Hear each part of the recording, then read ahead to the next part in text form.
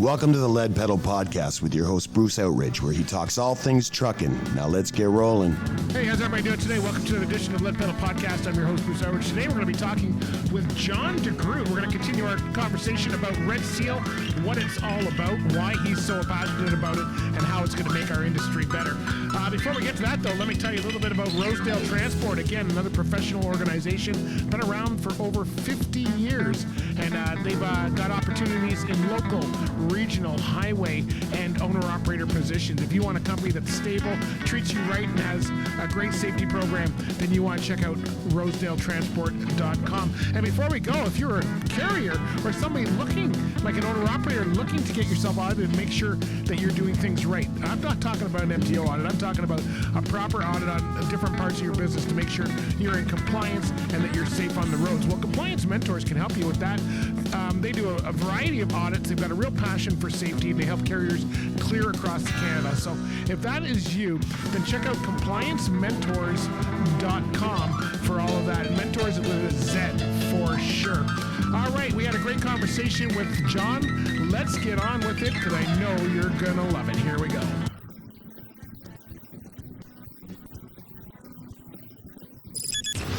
By far my favorite station. You're the best. Oh, yeah. I love you guys.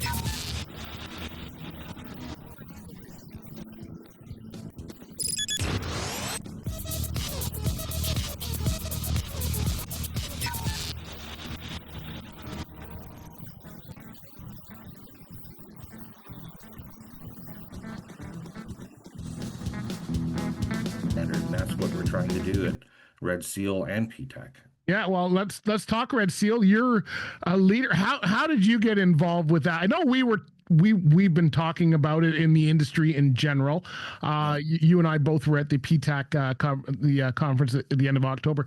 But you have taken it on. Like, tell us what you're doing now, because I think you're kind of the leader. Or did you start an organization? Or, like I say, I'm behind on your articles on LinkedIn, so I apologize if I'm not totally up to date. I try to keep up with you, but you're just like going out there. So tell us exactly kind of what you started, because I think you kind of started your own organization, or if I got that wrong. What I essentially did was I had spoken with Kim prior to the Calgary conference for PTAC. This all started years and years ago. I started noticing a massive difference in the trucking industry, early 2000s. I started up a little association there, and the Ontario Professional Drivers Safety Association. I went out as much as registering it as a nonprofit, because there was a lot of owner-operators like myself, business owners, truck drivers, that were just tired of status quo in the industry. We weren't being treated as a skilled trade. We weren't being paid as a skilled trade. And as most people that are in an industry for over 30 years, you're usually at a pretty good standpoint in a salary basis. We just don't see that in trucking. We're actually going in the wrong direction. So I started that, and I was actually approached from Glenn Caldwell at Now Insurance, who I had spoken with before when they had awarded me a Driver of the Year for Now. And he told me about this conference, and I thought, well, it's an 8-hour drive. My son's in Calgary. My wife and I decided to take a drive out, and got to see some beautiful country along the way.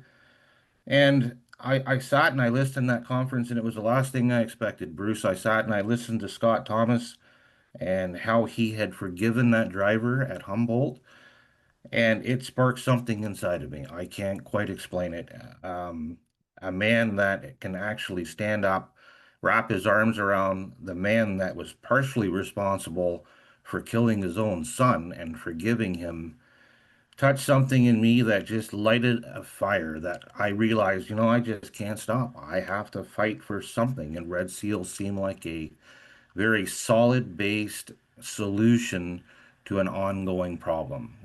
Everything I have sparked my emotions about for years.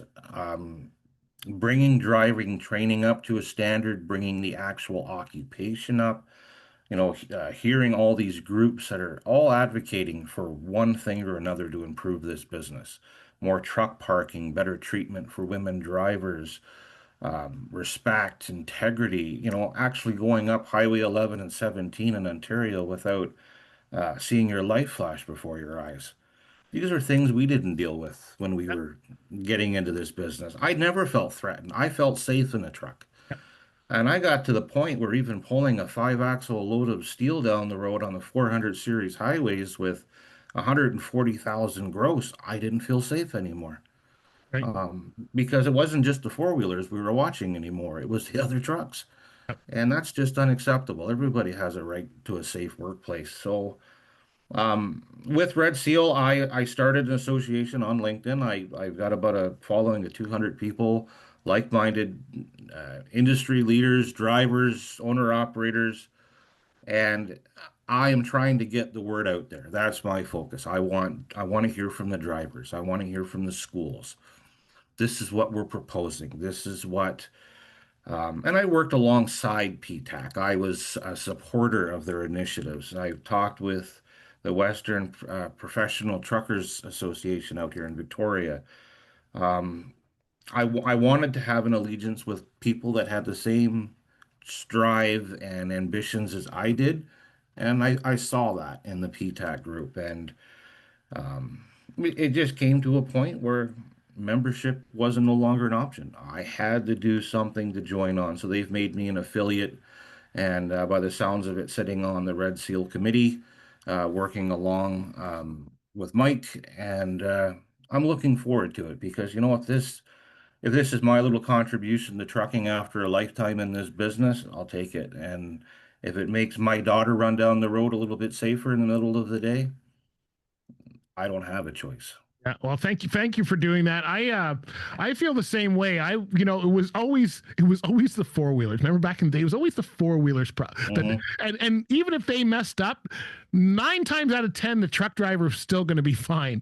But now Yeah, we're at a point where no, it's head-on collisions and all kinds of stuff with other trucks, and that's the stuff I'm yeah, seeing out there. And it's not helping that AI can recreate an accident that's not even happening. That's even worse. but yeah. but it's gotten crazy, and I'm driving around quite a bit, not in my truck anymore, but and I'm my wife always says, what have they got something for you? Because I always can tell when someone's about to cut somebody off without the signal and all that. Just like, we Yeah. learned to watch tires and those kind of things back in the day. So what has been the feedback? Unfortunately, you and I run in circles where we're already kind of with the converted, like we're the people who we're talking to a lot of times at conferences are already on the same frame as mine. I mean, if we could sign a checklist and get it done tomorrow, we could just have everybody in the room. They would sign right on the spot. What are you Yeah. hearing from other people, from other drivers in your area? Is this something that I keep hearing is something we need? So I'm not sure why there's going to be such a fight to get it done. What are you hearing?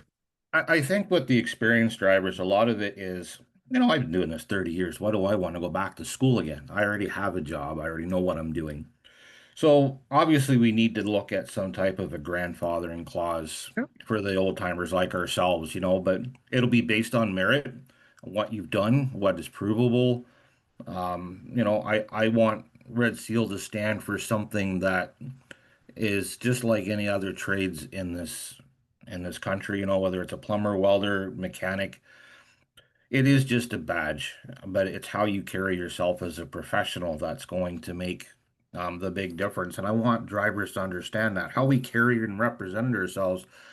We're already professionals. A lot of us out there, we take a lot of pride in what we do and what we drive, and you see it on the highway, you see it at the truck shows. But I'm hearing a mixture of things. There's the threat of autonomous trucks, self-driving units. But drivers aren't going to have a job.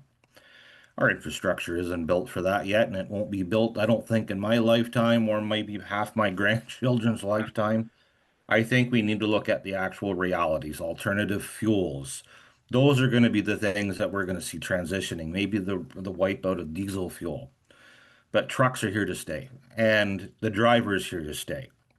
So I kind of make that point to them, if you're scared about driving up Highway 11 and 17 or the 401 or out on the Trans-Canada out in BC here, the only way we're going to change that is not just with Red Seal's education, teaching people, other road users, and I want Red Seal to be a big component like that, just like the road nights were years ago. And I've spoken with many former road knights. I've worked alongside them. creme of the creme. They really are. Those guys carry themselves the way I think Red Seal drivers should also carry themselves.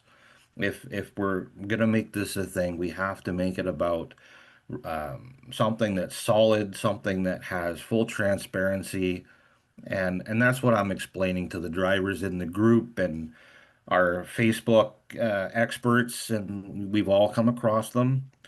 There's already been things happen. What was been tried, it didn't work, it failed. No, it didn't fail. It just wasn't followed through. We've tried this before, we're aware of it, but I think we've got the right group together, the right people, the right mindset. And quite frankly, you just have to turn on the news at night to know that we need to make a difference. Oh yeah, yeah. It's crazy. I was just listening to a podcast this morning with Stan Campbell, Jim Park, and Don McDonald was on there talking about PTAC, and the importance of getting that done and getting it through government. And it's funny because I was talking with a pilot the other day, another totally different event, not an event to do with transportation, but we need to actually adopt that model. You don't see that. Thank you. You don't see the crashes of planes the way we do with trucks. But Yeah. when something happens, there is a whole line of stuff that happens. Like every country or person or part is involved in that investigation. It's not just handed off to that country or province or whatever it might be. It's and we're following basically the same type of rules, the same regulations. I understand we may not be able to do it at the level of a Boeing or something, but we have to get the people in board for enforcement and government? What are those talks happening? Are they happening at all, or as far as Red Seal goes? Or? No, I'm new to the PTAC committee with them. I know that Kim and Don have met with several rule makers and agencies, and we've discussed this. The main focus right now is we need to get skilled trade or trucking as a skilled trade. It has to be set in the books, but we need provincial alignment. Alberta has taken the lead. We've all been there. We've heard about it. BC is taking initiatives, Ontario is taking initiatives, but we need to get 5 provinces online. Once we can get that skilled trade commitment from the provinces, we can then look at Red Seal designation and putting a program together. And the one thing I want to make sure that everybody knows is this is going to be put together by not folks that have read about trucking, not from folks that maybe saw a truck on TV once. These are guys that have sat behind the wheels and have taught and have been a part of the industry for their whole lives. And that's the way this industry needs to be rebuilt. It needs to be built on experience, some old school mentality, and use technology to benefit the driver, not to take away from them. And I think that's something we probably forgot 25 years ago. We started making all these crash avoidance systems, and we stopped focusing on the driver. We stopped training. We stopped caring about that trade, and we made it an entry level, putting automatics in trucks, making it easier. You can put whatever you want in these trucks. It's still a 40-ton plus machine running down the highway at 65 miles an hour. And we've seen the damages that it can do if it's put in the wrong hands. And that's what I'm trying to change. Yeah. Do you see in your vision of Red Seal, and I don't know if you've got this mapped out on your wall in your room, do you see it? Give me time. Do you see it? One thing I think we're missing in the industry is the STEP program. And when I think of how I became, and I didn't know anything about it, I didn't come from a long list of truck drivers like yourself. But when I got in, I started in the moving industry as a helper. Then I got my D license. I was D licensed for a couple years. Then I got my A, but I was still kind of regional for a little while. It took me probably 7 years before I got to a point where I could actually go on the highway outside of a province. And I'm not even talking in big sleeper trucks. I'm talking more in, single axle cab units and that kind of thing back in the day. But I felt very graduated. Like even the moving company would allow us to do a trip to Montreal or Ottawa as a driver, and they paid for the truck. I had to hire my own help. I had to pay for my fuel. I had to pay for my meals, hotel. So I was kind of learning that owner operator way in a little bit. And they kind of awarded a driver each month. A driver would take a different. So it was, you made a little more money by doing that, but at least it gave you a taste of what it's like to be kind of on the highway and moving. We need to do that because right now we go right to the guy gets in and takes chemical load down to Florida, and he's never even like turned the corner in Burlington, right? So, do you see that as part of your vision? Because I would really like to see that come back. Absolutely, absolutely. I think about how I come up in this business. I started grooming into this business from the day I could walk, and by the time I was 18, I essentially had 15, 16 years of training, 4 or 5 direct hands-on. I used to lump French fries out of the back of a reefer with my dad, 1,800, 2,000 cases, you know, and as much as I hated it at the time, it was actual hard work. Um, it gave me probably in the best shape I'd ever been in my life. But even at 18, I wasn't ready. I didn't know it all. And these guys are going through 150-hour courses. Even if it's a 2,000-hour course, you can't possibly know all the little tricks of the trade, how to put on a set of chains, how to go and run the mountains, what this blizzard's going to look like as opposed to driving across the plains in the Midwest. It's all different. And I think it should be a step program where you need to have a normal driver's license for a pleasure vehicle for at least 2 years.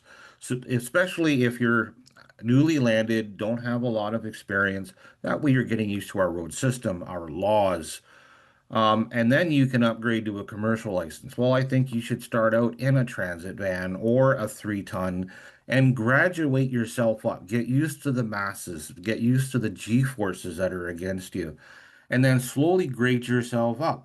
Have an endorsement for mountain driving. So you have to have so many hours of working with a licensed, certified driver to learn how to run the mountains, put on chains, when to know to stop, how to trip plan, how to look at the weather forecast, or an endorsement for steel or an endorsement for tanker. We could step it up from dry good vans right up to doing oversized if that's the type of endorsement you're seeking.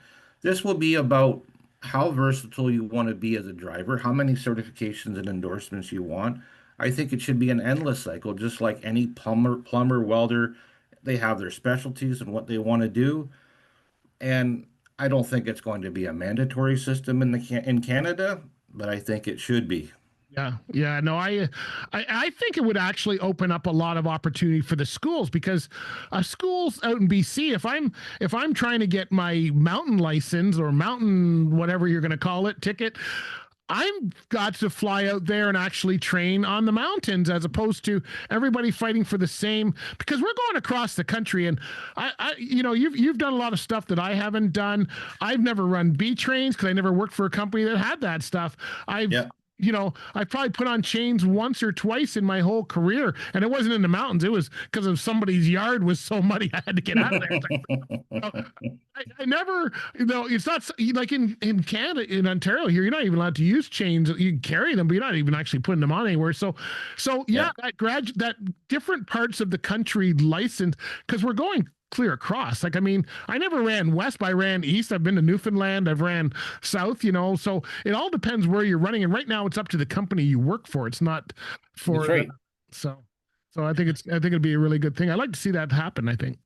I think if we set the step systems up with the carriers, this is where policing and enforcement comes in handy because we need to know that the carrier is going to be a susceptible and efficient trainer of that driver. Not, we got to get rid of that. Here's your keys, go down the road. That was great when we were growing up, but we didn't have the traffic that we have now. We didn't have the dimensions of the trucks that we have now, the weights, the ease. You can't teach someone on the flat streets of Brampton, Ontario, on dry roads in the summertime with a 24-foot pup and a single axle tractor, and then send them out with a set of B trains out to Vancouver. It's a completely different world. Anything that he has just learned has been thrown out the window, and it's setting the poor guy up to fail. Yeah. I can remember my first days of running flatbed or coiled steel or a set of B trains or anything overside. I was probably as white as a piece of paper on my desk, but that's how we learned. I had years of grooming for the other drivers don't have that. And I've talked with so many young people that have got into this business and they're like, John, I'm scared. I'm not prepared. I know how to drive a truck around a yard. I know how to hook up a trailer or back end and do an L back that they showed me 40 times at the driving school. But what do I do when I go to a shopping mall and there's kids around and they're just not ready? It's I've seen it at Canada Cartage. I've seen it at Aerostream, countless companies, Challenger Motor Freight. We have to change it. So not only is the driver ready, but the carrier is getting the driver that one dreams of, has the endorsements, has the experience, has the training. And if they're doing the step up program, it benefits them because you're teaching the driver how you want them to be taught, what your internal SOPs are, what your policies are. I think it's going to be a real beneficial program for the business. I think it's going to be safer, but as you know as well as I do, it's not just the truck drivers out there that are making the mistakes. We've got to clean up licensing across the country too, Right. and I'm hoping we can kind of set the pace. Maybe the rest will follow. Right. I totally agree. I still don't understand why we don't have questions on a basic driving test about where the sight lines are of a truck and visuals. Like, I don't understand why we haven't done that at a basic sense right from the get-go. So how can people support you, John? How can people support what you're doing? There's lots of support there. Like you say, there's some people that we need to do more education, but what can we do? If I'm looking at myself today, what other than doing an interview with you, what else can we be doing to help get this thing rolling? Well, obviously, we need to support PTAC. We need to support the groups that are a part of PTAC and affiliates and members. Companies like Lube Drop and the American Trucking Association, like they all need our support. Get the word out there. Talk to your neighbors. Get the conversations going. What makes them feel unsafe when they're on the roads? And I've done countless polls with people, friends of mine, neighbors, people that are around me. Why don't you feel safe on the road? My wife married 26 years.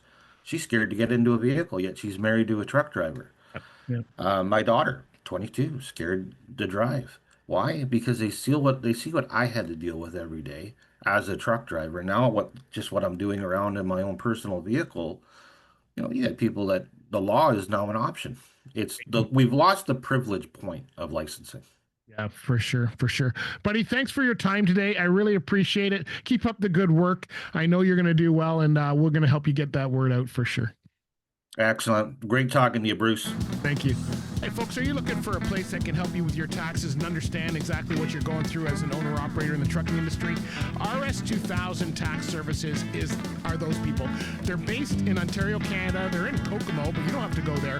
What they do, because they come to you, but they specialize in trucking and farming. So if those are the two industries that you're in, specifically trucking, you want people that understand exactly what you do. So check out RS2000 Tax Services at rs2000tax.com. Tell them that we sent you. They will come to you and make sure that you got the right information for doing what you do. Hey, wasn't that a great interview with John? If you want to get part of the Red Seal program, I suggest you follow him on his I follow him on LinkedIn. He's always putting out tons of information there. You're also going to hear a lot more about what you should be doing as far as Red Seal. Join the conversation. Get involved.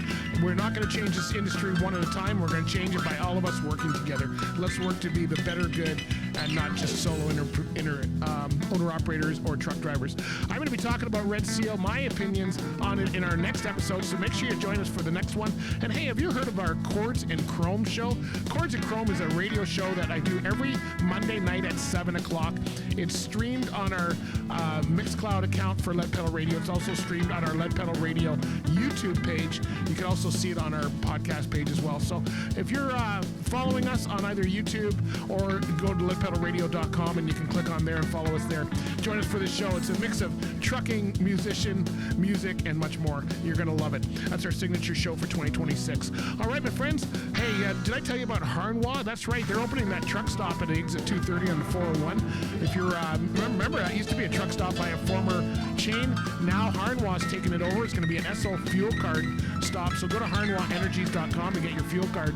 And also make sure that you're getting ready. It's a great spot, a great place to stop. And if you've ever been through Woodstock in the winter, you know it's kind of a place where you need to go. They're going to have fuel for both propane and diesel. They're going to have maintenance facilities. They're going to have a couple convenience stores. They're going to have a sit-down restaurant. They're also going to have got this cat scale there, and they're going to have much more for you. So check it out. It's a great spot. Look for it opening early in 2026, and I know you're going to love it. All right, my friends, we'll talk to you later. Be good out there. Subscribe wherever you're listening to us, and we will talk to you later. This has been another episode of the Lead Pedal Podcast. For more information or to subscribe to the podcast, visit theleadpedalpodcast.com and be sure to follow the podcast on Facebook and Twitter.